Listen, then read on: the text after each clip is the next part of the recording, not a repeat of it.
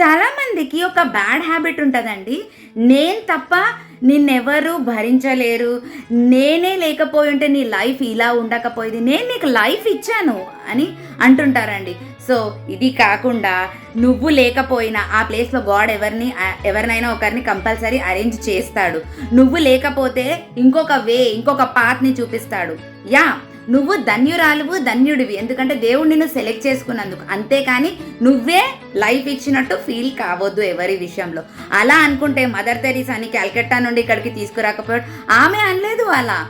మహాత్మా గాంధీని father of the nation చేసినప్పుడు ఆయన అనలేదు అలా. And in the same way దేవుడే మన కోసం, మన పాపాల కోసం యేసుప్రభు కిందికొచ్చి చనిపోయినాడు. ఆయన అనలేదు అలా. మరి మనం ఎందుకు అంటాం అలా? So please change this. కానీ నాకు మాత్రం నా లైఫ్లో ఇప్పటివరకు ఉన్న వాళ్ళందరూ కూడా నాకు హ్యాపీనెస్ ఇచ్చినారు. Thank you so much lord for giving me one more year in my life.